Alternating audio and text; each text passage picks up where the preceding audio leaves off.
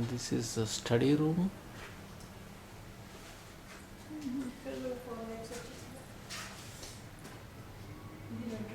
You have two different tubes. Blue is transmission, green is delivery. The green tube has tiny little holes in it. Oh. So when the exterminator comes to the house, he'll inject the insecticide from the it'll alarm. But we need to take a service for that actually? You get a choice. We pay the company to start the system up for you, but all they do at that point is basically a perimeter system. It'll alarm if a door or window is open. You can have it monitored by a security company if you choose to. So if we don't choose monetary company, It can be a major headache, but like I said, the only point where you'll see a joint in our piping is where we connect to a fixture. okay. So from this, where that red pipe hits that fixture right there, all the way overhead, all the way back down and around to where it connects to the PEX panel over there, there's no switch. And then directly above the kitchen island, there'll be 3 pendant lights that'll hang down above the kitchen island. Okay?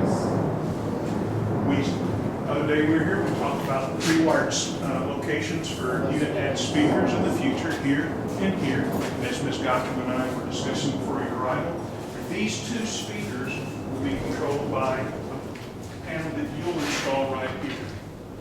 We'll put a blank plate there, and once you decide what kind of... Now, of course, we have cable TV and telephone to this box right here. Okay? That's good. All right? We'll step back this way. We have switches here. One switch will control the family room light, so you can walk from this room into a darker room and turn the light on. It'll be the central light. The second one here is for the central patio box right there. And of course, the switch here for the light overhead here in the short hallway. Yeah. We see the first of our return air grills right here in the short hallway. This is for the main living space downstairs. As we step through into the master bedroom, we've got switches on the wall here. First switch will be the light in the center of the room. Second switch will be the ceiling fan. This one will control the fireplace itself. So when you get ready to have a fire, all you're going to need to do is turn the switch on. Fireplace will come on. It's a gas sealed unit fireplace. Switch here will control the light above the fireplace. By the city again. Then at the very end, once all the parts are put together, we bring the city back one more time and they inspect the house as a whole, make sure everything works right. Actually, plumbing, how do we ensure that there will not be any leakage or something? We do a pressure test. And we use a slightly different plumbing system than a lot of other builders do. We use PEX, cross-linked polyethylene piping. That's the blue and the red piping you see that provides all of our water delivery. And we use it for a variety of reasons. One, as far as I'm concerned as a builder, it's a better system because it has a higher R rating inherently than copper piping.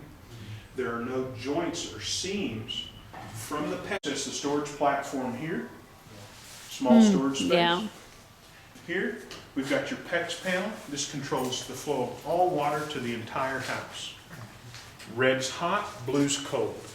Master shutoff valve right here at the bottom. If you want to shut off all water to the inside of the house in an emergency, all you have to do is go right down to that valve and turn it off. Ms. Gottfried, if you'd like to reach over there, turn that back to the left. I want you to see how easy it is to do. I did it once already. So. Did you? Oh, did you break it? Other way. And what about, for example, if we go It's to... that easy to turn off all water to the whole house. AC unit, and from this AC unit, as a matter of fact, stand right here, you can see the pipes right there in front of the panel. yeah. See them there? You got a primary and a secondary. Both primaries join together. You come to, where'd it go? Lost it? Right here. Yeah, actually, this is one. That pipe that we saw upstairs comes right down here, hits the This expansion is the chamber. secondary or? Primary. Primary, secondary goes outside the Outside. house. If the primary's working, you'll never notice it doing anything.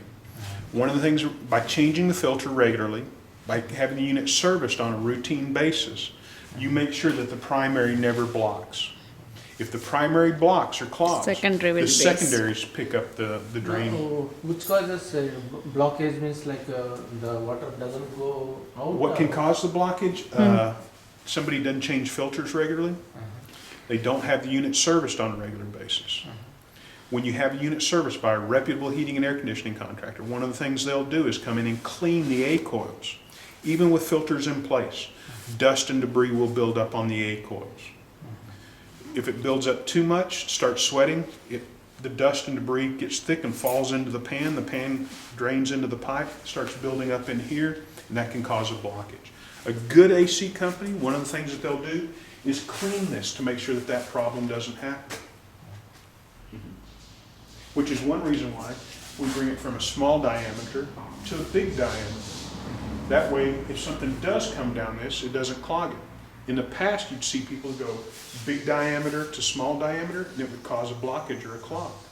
We've given it room to expand and not clog. Okay? This is where we're standing right now, right here.